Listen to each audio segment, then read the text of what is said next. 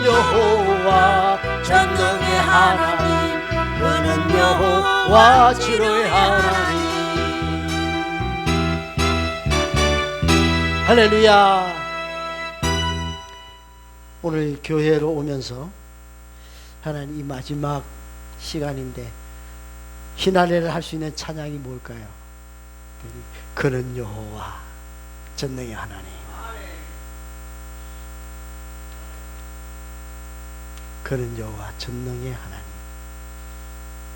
여기까지 인도하신 그 하나님, 그 하나님께서 우리에게 하시는 말씀이 여기까지 오늘하고 수고 많았다. 우리 옆에 계시고 다시 한번 할까요? 여기까지 잘 오셨습니다. 주의 은혜로 왔습니다. 시간은 말없이 조용하게 말도 없이 흘러가요. 그런데 그 안에서 담긴 우리의 삶은 여러 가지 일을 사실은 많이 만났습니다. 오늘 이 자리에 앉아있는 여러분 한 해는 어땠어요? 웃음이 많았습니까? 아니면 아무에게도 말하지 못한 채 혼자 견뎌야 했던 시간들이 많았던 그런 해였습니까? 어느 날은 괜찮은 척 웃으면서 사람 앞에는 아무렇지 않은 척 했지만 혼자 집에 들어와서 눈물을 흘렸던 그런 일들도 있지 않았을까요? 나는 아무 일 없는 것처럼 사람들에게 보였지만 사실은 혼자서 하나님 앞에 눈물을 흘렸던 그런 날들도 아마 있었으리라 생각합니다. 그럼에도 불구하고 오늘 우리는 이렇게 고백합니다. 여기까지 하나님 왔어요. 에베네셀이라고 하는 고백은 이거는 결과의 얘기가 아니라 관계의 얘기예요. 이름을 에베네셀이라고 이르되 여호와께서 여기까지 도우셨다다 할 때 그 에베네셀은 많은 사람들이 형통해서 여기까지 온 줄로 알고 있습니다만 사실은 이 이야기는 잘 풀려서 에베네셀이 아니었어요. 이스라엘 백성들은 수없이 넘어져요. 수없이 하나님 앞에 넘어지고 실수를 합니다. 블레셋 군대에게 집합했고 하나님 앞에서 그 블레셋에게 짓밟히면서 회개하면서 하나님 도와달라고 울며 기도했던 결과가 뭐예요? 에베네셀이라고 하는 거예요. 그래서 그들이 말할 수 있는 에베네셀까지라고 하는 그 고백은 왜 나올 수 있었느냐? 하나님이 포기하지 않았기 때문에 내가 여기 있는 거예요. 하나님이 내 손을 놓지 않았기 때문에 내가 여기까지 와 있던 거예요. 우리 인생도 마찬가지예요. 문제가 없어서 여기까지 온 게 아니에요. 여러분들 다 문제가 있어요. 문제가 있지만 여기까지 왔던 이유는 뭐냐? 하나님께서 나를 그럼에도 인도해 주셨기 때문에 에베네셀의 은혜가 있기 때문에 여기 와 있는 거거든요. 눈물이 없어서 여기까지 온 게 아니에요. 넘어졌지만 내 손을 잡고 놓지 않았던 그 하나님 때문에 오늘 이 자리에 와 있는 거예요. 울고 있을 때 뒤돌아서지 않으신 그 하나님, 포기하고 싶을 때 아직 끝나지 않았어, 내가 너에게 기다리는 바가 있다라고 하는 그 주님 때문에 우리가 여기까지 와 있는 거예요. 그래서 오늘 이 자리에 예배자로 앉아있는 자체가 은혜예요. 내가 하나님 앞에 마지막 주까지 이 자리에 내가 와 있다는 것 자체가 하나님의 은혜라는 거예요. 여기에 계신 분에게 묻고 싶어요. 정말 평탄하게 살아오셨어요? 그렇지 않잖아요. 그렇죠? 각자의 인생에는 말할 수 없는 아픔이 있고 사연이 있어요. 저에게도 마찬가지예요. 목사라고 해서 성질 날 일이 없을까요? 답답한 일이 없을까요? 혼자서 하나님 어떻게 된 일입니까? 라고 혼자서 눈물을 흘렸던 때가 있었어요. 이런 일이 있을 수가 있습니까? 내 삶에 이런 일을 만날 수가 있습니까? 하나님 이해할 수가 없습니다. 그런 삶의 문제를 저는 몇 달 동안 겪어왔어요. 겉으로 괜찮아지겠지만은 속으로 무너졌던 그런 마음의 시간들이 있었어요. 겉으로는 웃었지만은 속으로는 말할 수 없는 그런 눈물을 삼켜야 했던 날들도 있었어요. 하나님 앞에 기도해도 응답이 느껴지지 않고, 왜 나만 이 길을 가야 되고 왜 나만 이런 일을 만나야 됩니까? 라고 했던 그런 일도 있었어요. 그래서 주님 앞에 묻고 또 물었던 그런 어둠의 밤들이 있었어요. 그런데도 불구하고 오늘 이 자리에서 예배하고 있는 이 자체가 은혜이더라니까요. 예상치 못하게 채워주신 하나님의 은혜가 있어서 마음이 부서지지 않도록, 그럼에도 불구하고 하나님이 우리 여러분의 마음을 붙잡아 주신 게 은혜예요. 나는 안 되겠다고 생각했는데 다시 한번 숨을 쉴 수 있도록 하나님께서 길을 열어주시고, 사실은 내가 강해서 버틴 것 같지만 사실은 하나님이 나를 붙들어 줬기 때문에 여러분이 있는 거예요. 하나님의 은혜가 붙들고 있었기 때문입니다. 옆에 계신 분에게 내가 여기 있는 것은 하나님께서 나를 붙들고 있었기 때문입니다. 나를 붙들고 있었기 때문에. 사람들은 그러잖아요. 너는 왜 그렇게밖에 못하냐고, 너는 왜 그렇게까지 안 되냐고. 근데 하나님은 여기까지 오느라고 수고 많았어. 내가 너의 아픔을 알아. 오느라고 수고 많이 했어. 이제는 내가 너와 함께 갈게. 힘을 내. 다시 한번 시작해보자. 그 하나님의 은혜가 이번 주에 있기를 축복합니다. 그런데요, 여기까지 도우신 하나님은 뭐예요? 이제 시작이다는 거야. 에베네셀이라고 하는 것은 여기까지 도와줬다는 의미도 있지만 여기서부터 이제 너는 새롭게 시작이야. 우리 교회가 20년 에베네셀의 말씀을 했어요. 그게 뭐예요? 이제 새롭게 시작이야. 그 축복의 말씀이 있는 거예요. 끝이 아니에요. 이제 시작이야. 이제는 달려갈 길이 있어. 이제는 너의 결승점이 보이기 시작하는 거야. 그걸 준비하라는 거예요. 이스라엘 백성들이 광야를 지나서 요단강 앞에 딱 설 때 그 순간에 우리가 드디어 가나안 땅을 들어가는구나 할 때 축복이었을까? 아니에요. 두렵죠. 왜냐하면 거기에는 아낙 작순들이 살고 강대한 사람들이 살고 있는 땅이었어요. 그런데 거기에는 두렵고 겁이 났어요.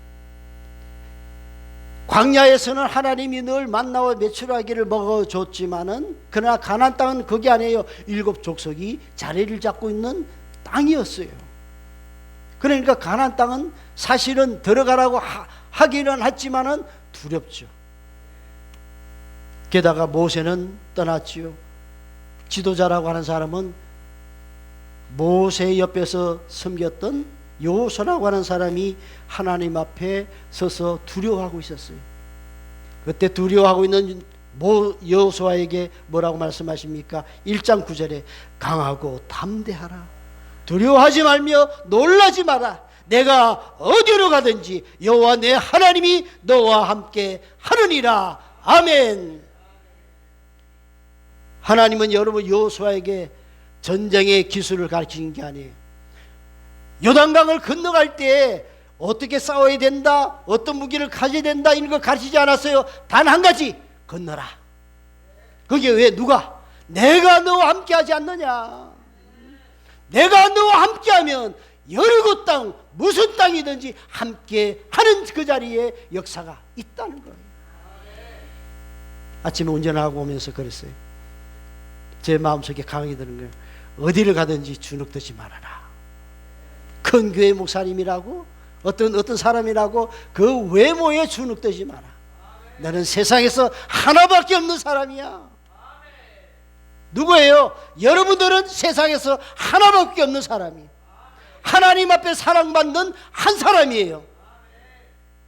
어디를 가든지 두려워하지 마. 내가 너와 함께하마. 그래서 머릿속에 뭐가 한꺼풀 벗겨지는 것 같아. 머릿속에서 뭔가 한꺼풀 턱 벗겨지는 것 같아. 내게 일을 많이 생길 거라. 사실은 유튜브 할 때 글을 쓰는 거 있잖아요. 그것도 뭐 어떤 각본에서 쓰는 게 아니에요. 어느 날 주님이 주시는 거예요. 성경 보고 찬송할 때 어느 날 그 글이 나오는 거예요. 어느 날은 주님께서 밤새도록 말씀하세요.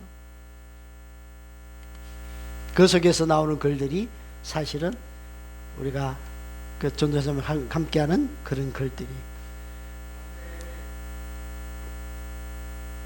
하나님은 여호수아에게 여러분 무엇을 가르쳤습니까? 전쟁 기술을 가르치지 않았다는 것. 싸움의 기술을 가르치지 않았어요. 가라. 가장 큰 힘은 뭐예요? 하나님이 함께 한다는 거예요. 그래서 하나님께서 가나안 땅을 앞두고 가장 먼저 준비한 게 뭐예요? 마음을 강하게 하라. 너의 마음을 강하게 하라. 내년도 26년은 여러분 어떠한 일들이 기다리는지 몰라요. 근데 하나님은 먼저 우리에게 뭐예요? 그 땅을 들어가기 전에 뭘 하라고? 마음을 강하게 하라. 우리 교회가 앞으로 20년을 나가기 위해서 뭘 해야 됩니까? 먼저 여러분의 마음을 강하게 하고 담대하라. 왜? 내가 함께 하겠다는 거예요. 우리 주사랑교회가 하나님이 함께 하면 강한 교회가 되는 거예요. 어떤 마음으로 서 있는가가 중요해요. 이코노미스트지라고 하는 거 여러분 혹시 잡지 아시나요? 이코노미스트지. 우리 영락 형제는 볼 것 같은데 이코노미스트지라고 하는 잡지가 있어요. 이게 130년 전통을 가진 잡지입니다. 근데 그 잡지에서 한번 검색을 해보세요. 이코노미스트지라고 하는 이 잡지에 매년 내년도를 예상하는 일들을 표지에다가 그림을 그려요. 내년도 일어날 일들을 보여줍니다. 그래서 The World Ahead라고 하는 말을 써요. 내가 알려줄게. 내년에 일어날 일들을 내가 알려줄게 라고 하는 수수께끼 같은 그림을, 조잡한 그림들이 막 그려 있어요. 근데 그 그림을 보면 2026년도에 일어날 그림들을 쫙 숨겨놨어요. 그걸 많은 사람들이 해석을 해요. 왜냐하면 그 역량이 있는 사람들이 그렇게 시나리오를 가지고 만들어 간다는 거지. 내년도를 그렇게 만들어 갈 것이다. 누군지는 몰라요. 어쨌든 세계 정사를 가지고 있는 사람들이 내년도를 우리는 이렇게 이끌어갈 거라고 하는 그림을 암시를 해놓은 거예요. 그러니까 여러분 한번 보세요. 예배 끝나고 나서. 근데 The World Ahead라고 하는 이 이코노미스트지에 보면 몇 가지 키워드가 있어요. 트럼프가 나오고, 그 다음에 시진핑과 바이든, 그리고 푸틴, 이 세 사람이 맞서고 있고, 그 다음에 안타깝게도 주사기가 하나 있어요. 주사기. 전염병이 예상된다는 거예요. 또 하나는 뭐예요? 인공지능이, AI가 사람들의 마음을 많이 잡을 것이다. 예상을 해놨어요. 그리고 무역전쟁이 일어나고, 그리고 사람들의 마음을 어디에다, 스포츠에다가. 내년도에 뭐가 있어요? 월드컵 경기가 있어요. 미국에서. 근데 미국, 캐나다, 한 나라에 있어요. 세 나라가 연합을 해서 월드컵을 개최를 합니다. 강대국이잖아요. 그래서 내년도에는 사람들의 관심사가 월드컵, 스크린, 그 다음에 섹스, 세 가지로 사람들을 정신을 빠지게 할 거예요. 이코노미스트지는 그렇게 내년을 예상을 해놨어요. 그런 일들이 일어날 것이다.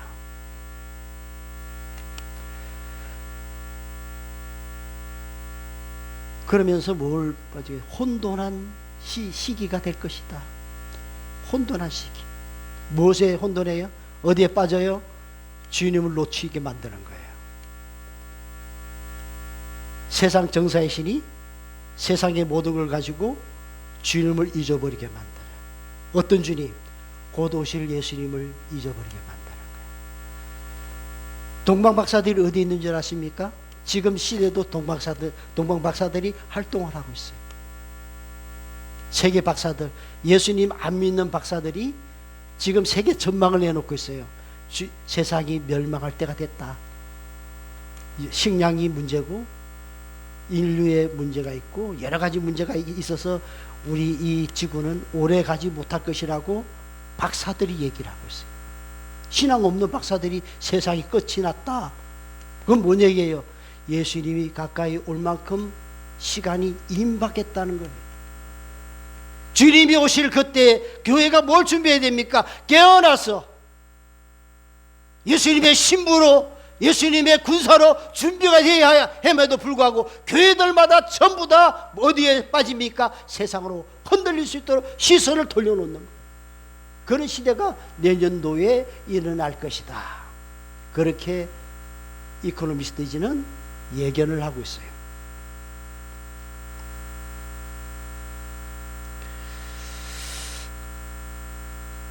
그럴 때 우리는 무엇을 준비해야 됩니까? 마음을 잡아야 돼요. 마음을. 어떻게 싸울 것인가? 가나안 땅에 들어가기 전에 세상이 어떤 힘들고 어려운 일이 온다 할지라도 우리에게 가지는 건 뭐예요? 마음을 강하게 하라. 담대하라. 거기에는 내가 너와 함께하는 자리. 이스라엘 백성이 애굽에서 10가지 재앙이 내리는 동안에 이스라엘 백성들이 아무 해도 받지 않던 땅이 있었어요. 그 땅이 무슨 땅인 줄 아십니까? 이스라엘 백성들의 재앙이 안 내렸어. 10가지 재앙이 다 내렸어요. 에집트 전체에 다 내렸어요. 그런데 그 10가지 재앙이 내리는 동안에 이스라엘 백성들에게는 한 가지 재앙도 내리지 않은 땅이 하나 있었어요. 그게 무슨 땅인지 아세요? 고센 땅이라는 데요. 이스라엘 백성들이 사는 땅. 고센이라는 그 땅에는 처음부터 10가지 재앙이 하나도 내리지 않았어요. 무슨 얘기인지 아세요? 하나님이 함께하는 당신에게, 하나님께 하는 자녀에게 내가 그런 자리를 예배해놨다는 거예요. 고센 땅, 피할 땅을 주시는 거예요. 너는 뭐 하기만 해라? 믿기만 하라. 잠언 4장 23절에 말씀합니다. 모든 지킬 만한 것 중에 내 마음을 지켜라. 생명의 근원이 이에서 남이니라. 마음이 무너지면 약속의 땅 앞에서도 들어갈 수가 없는 거예요. 마음을 가져야, 마음을 강하게 해야만 그 땅을 들어갈 수가 있는 겁니다. 여러분, 가나안 땅이라는 것은 쳐들어가는 땅이에요? 무슨 땅이에요? 네? 무슨 땅이라 생각해요? 가나안 땅은? 가나안 땅은 여러분 원래 하나님이 주신 땅이야. 그걸 아세요? 아브라함에게 내가 내 눈을 보라, 동서남북으로 보라 할 때 그 땅이 가나안 땅이에요. 그 땅을 이제 찾으러 가는 거예요. 나의 권리를 찾으러 가는 거예요. 이제 너의 권리를 찾아라. 이스라엘 백성들이 그 얘기를 하는 거예요. 너에게 주기로 한 그 땅을 이제 너의 것이었는데 이제는 찾으러 가라는 얘기예요. 그 전쟁을 내 것, 남의 것을 뺏어가는 가는 땅이 아니에요. 가나안 땅이. 여태까지 저는 그렇게 뺏어러 가는 줄 알았어요. 무식해가지고. 공부를 해야 돼. 열심히 책 보고 공부를 해야 된다니까. 그 땅은 하나님이 약속의 땅이야. 주기로 했던 땅을 내가 이제 가지러 가는 땅이에요. 우리 교회가 가는 땅은 뭐예요? 하나님이 준비하고 예비한 땅을 이제 내 것 찾으러 가는 시대가 열린 거예요. 너의 권리를 찾아라. 우리는 하나님의 자녀입니다. 그런데도 두려움이 주인 행세를 하게 놔두고 상처가 내 마음에 왕자 자리를 차지하고 있고 포기하는 게 일상이 되어 있어. 예수님 말씀합니다. 도둑이 오는 것은 도둑질하고 죽이고 멸망시키려고 왔다는 거예요. 어느 날 이런 생각이 들었어요. 어떤 사람이 와가지고 우리 집에 와서 잠시만 있읍시다 했는데 그 사람을 하룻밤 재워줬더니 그 사람이 점점 내 집이 좋네 하고서 눌러 앉아버리고 나중에는 뭐예요? 주인이 되어버렸어요. 그렇게 살다 보니까 그게 당연한 것처럼 느껴지게 사는 거예요. 이게 우리의 모습이에요. 하나님이 주신 축복이 있는데 어느 날 내가 당하고 살다 보니까 그게 당연한 것처럼 살아왔다. 그러려니 하고 살아가는 거예요.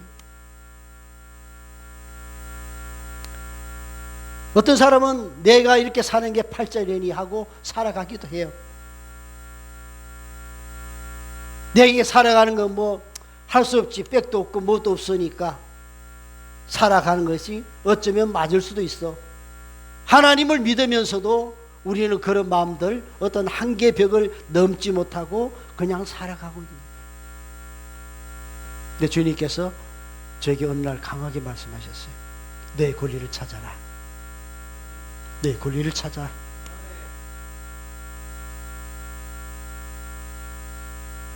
원래는 너희 그렇게 사는 게 너의 것이 아니야. 내 권리를 찾아.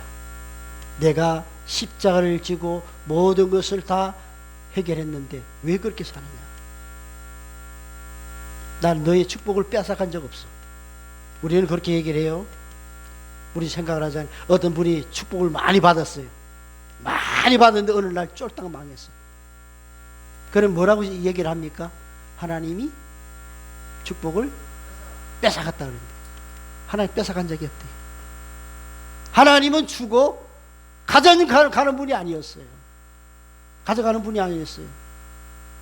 하나님은 줬다가 뺏다는 분이 아니니까 여러분 자녀에게 뭘 줘가지고 아시라 하고 다 뺏어가면 엄마 맞아? 저에게 그런 말씀을 하시는 거예요. 나는 한 번도 너에게 축복을 주고 뺏어간 적은 없어. 누가 뺏어갔어요? 그 죄라고 하는 틈 속에 마귀가 다 먹은 거예요. 마귀가 썩으리 내 인생을 다 먹어버린 거예요. 하나님은 가져간 적이 없어. 하나님은 하나님은 변하진 분이 아니었어. 근데 그 죄로 틈타게 하지 못하려 했는데 그 죄가 마귀가 불법적으로 다 가져간 거예요. 이제 뭐 해야 돼요? 마귀야 가져와. 뺏어간 건 이제 가져와 하고 명령을 해야 되는 거예요. 내 것이니까 이제는 내 것을 찾아야지. 에덴의 축복을 주셨을 때 여러분 창세기 뭐라고 그러셨어요? 창세기 3장에 뭐라고? 생육하고 번성하고 다스리고 정복하라 그랬잖아요. 근데 한가운데는 됐어. 세 개 축복을 주셨거든. 생육하고 번성하는 거는 우리 사람들이 사랑하면서 번성하고 생육하자. 그거는 뺏기지 않았어요. 뭐가 뺏겼어요? 다스리고 정복하는 거. 이건 마귀가 뺏어가 버린 거야. 이거. 그걸 우리는 예수님께서 찾아주신 거예요. 할렐루야. 하늘과 땅의 권세를 내게 주셨으니 그러므로 너희는 가서 이러잖아요. 이제 가라. 왜? 하늘과 땅의 권세를 주님이 쥐고 계시거든요. 그 주님이 내가 함께 한다 그랬잖아요. 여러분과 함께 하는 거예요. 그래서 우리의 기도가 바뀌어져야 되는 거예요. 나의 것을 찾아. 내가 꿈꾸고 내게 성령께서 내게 줬던 그 꿈들 있잖아요. 그거 내 거예요. 그 축복을 이제 찾아야 되는 거예요. 가져와. 이제는 내 것이야. 예수 이름 명하니 내 것을 가져와. 명령할 수 있기를 주의 이름으로 축복합니다. 마귀를 대적하라 그러잖아요. 마귀를 대적하라고 하는 말이 안티타소라는 말이거든요. 이 말은 맞서다, 저항하다는 말이에요. 맞서다, 저항하다. 맞설고, 그래서 마귀랑 어떻게 싸워요? 마귀를 대적하라 그랬잖아요. 근데 이 말 속에 뒤에 보면은 밀어내라는 뜻이 있어요. 어제 저는 기도하면서 깜짝 놀랐어요. 우리 목사님께서 기도하면서 밀어내라 그러잖아요. 이 말이 마귀를 대적하라는 말이 뭐예요? 밀어내라는 뜻이에요. 밀어내. 그 밀어내려면 뭐가 있어야 돼요? 기도에 힘이 있어야지. 제가 우스갯소리로 얘기를 했어요. 기도는 뭐라고 그래요? 보통 기도는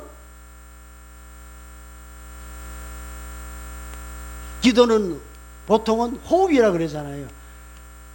숨만 쉰다고 살아요? 숨만 쉬면은 환자예요, 환자. 병원에 가봐요. 산소기 들고 숨만 쉬고 있으면 그게 살아있는 거예요? 아니에요. 잘못 가르친 거예요. 기도에는 뭐가 있어야 돼요? 힘이 있어야 되는 거예요. 능력이 들어가야 되는 거예요. 그 능력을 여러분은 주사랑교회 주목사님 만나가지고 자동스럽게 배우시니 복받은 거야. 환장하겠어 진짜. 네? 기도의 세계를 들어가 보니까 아니 숨만 쉰다고 사냐? 근력이 있어야지, 힘이 있어야지. 그 숨 쉬도록 할 수 있는 것도 힘이 있어야 되는 거예요. 근데 한국 교회는 뭐예요? 기도는 시켜. 기도해야 한다고 말을 해. 왜 기도를 해야 되고 그 기도를 할 때 그 속에 능력이 붙어야 되는데 그 능력 있는 기도를 안 가르쳐 주는 거야. 왜? 경험해 봤어야지. 목사님이 경험을 해 봤어야지. 그런 세계를 들어가 봤어야지. 평생에 한 번도 귀신하고 얘기 못한 목사님들 수두룩한데요. 영적인 세계를 전혀 모르는 목사님들이 한국교회에 수두룩한데요. 그러니 경험하지 못한 분들이 무슨 생각을 하겠어요? 생각하는 게 다 혼적이고 세상적인 것만 생각하는 거예요. 기도에는 뭐가 있어야 돼요? 힘이 있어야 돼요. 그래서 옛날에 말씀 운동, 기도 운동. 운동이에요. 기도가 운동해야 되는 거예요.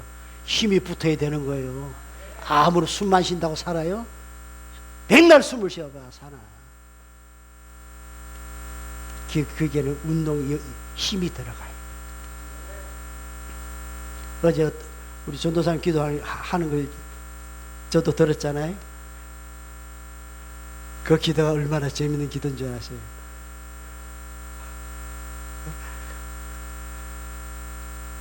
무전치는 기도잖아. 하나님께 따따따따따 해가지고 팍 쏘고 따따따 해가지고 팍 쏘고 그런 기도를 하고 계시는 거야. 기도의 세계. 하나님께 따따따 얘기해가지고 하나님께 해가지고 팍 쏘아버려. 기도에는 숨만 쉰다고 되는 게 아니에요. 거기에는 능력이 들어가요. 그 능력을 여러분은 받고 있는 거예요. 참 복이에요. 우리 옆에 계신 분에게 주의 은혜로 우리는 복을 받고 삽니다. 할렐루야. 여러분 우리가 그 여호수아에게 말씀하잖아요. 이 율법책을 내비에서 떠나지 말게 하며 주야로 그것을 묵상하여 그 가운데 기록한 대로 다 지켜 행하라. 이게 말씀 운동이에요. 지켜 행하는 거. 움직여야 되는 거. 말씀이 움직여야 돼. 기도도 움직여야 돼. 그래서 여러분 우리가 내 생각대로 선택적으로 하는 것이 아니라 하나님 말씀이 내게 오면 그 말씀이 내 길을 열어주는 거예요. 하나님께서 말씀으로 내 길을 열어주려고 말씀을 주는 거예요. 그냥 단순히 그냥 내가 그냥 들려지는 음성이 아니에요. 말씀은 내 길을 열어주기 위해서 말씀을 주시는 거예요. 그래서 여러분, 말씀을 앞세우면은 우리가 흔들리죠. 가나안 땅을 걸어갈 때 가장 중요한 게 뭐예요? 그 가나안 땅을 들어갈 때 말씀을 앞세우고 뭘 했을까요? 선포하라. 따라서 하십시다. 주의 이름으로 선포하자. 가나안 땅에 들어가면서 여러분 입으로 선포합니다. 여러분 성을 돌고 여리고성을 돌면서 나팔을 불며 소리를 지를 때 여리고성이 무너졌습니다. 왜 그럴까요? 선포할 때 하나님이 역사를 하는 거예요.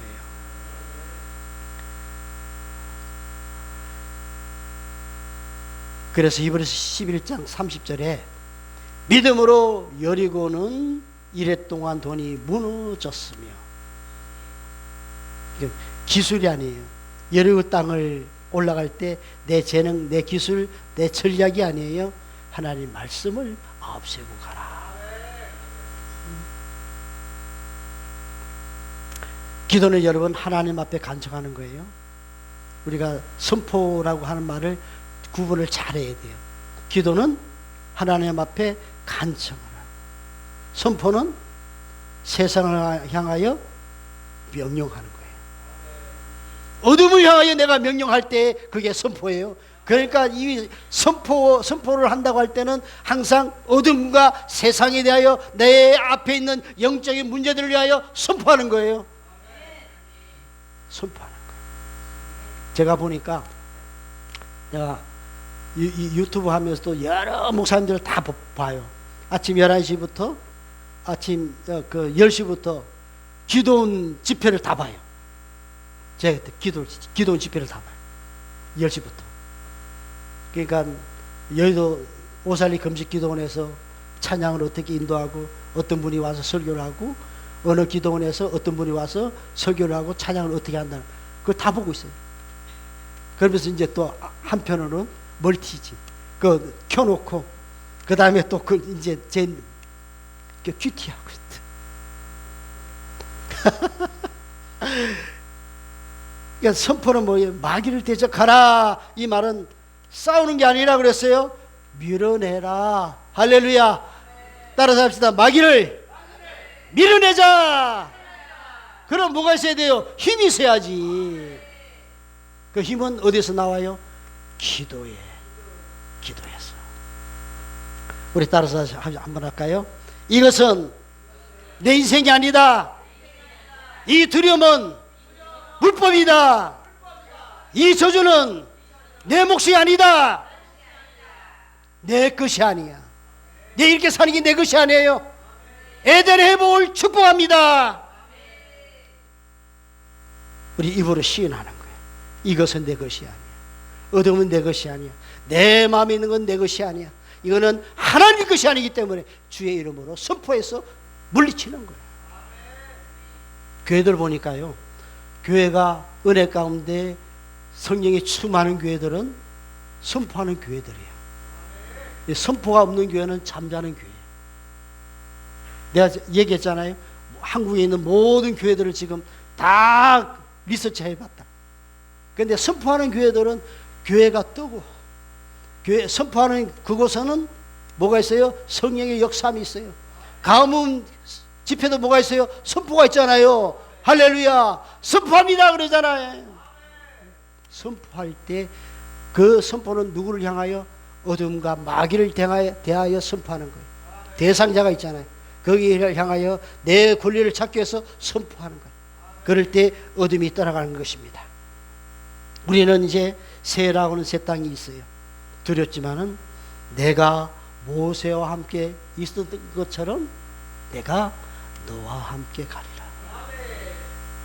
예수님 이렇게 말씀합니다. 하늘과 땅의 권세를 내게 주셨으니 그러므로 너희는 가라. 누구 때문에? 주님이 함께 하잖아요. 저에게 오늘도 뭐 차 타고 주신 말씀이 그거거든요. 어디를 가든지 너는 사람 보지 말고 나만 봐. 보면 돼. 이제 우리는 하나님의 자녀로 선포합니다. 믿음의 고백을 통해서 우리 한번 고백을 하겠습니다. 우리 선포합니다. 주여, 여기까지 도우신 하나님을 찬양합니다. 이제 잃어버린 권리를 찾겠습니다. 가정에 하나님의 통치가 임할지어다. 일터에 하나님의 질서가 회복될지어다. 다시 한번 우리 같이 처음부터 하게. 주여, 여기까지 오신 하나님을 찬양합니다. 이제 잃어버린 권리를 찾겠습니다. 가정에 하나님의 통치가 임할지어다. 일터에 하나님의 질서가 회복될지어다. 내 마음에 에덴의 축복이 다시 흐를지어다. 내가 가는 길마다 다스리고 정복하는 은혜가 임할지어다. 할렐루야. 우리 찬송을 드리고 한번 뜨겁게 기도하도록 하겠습니다.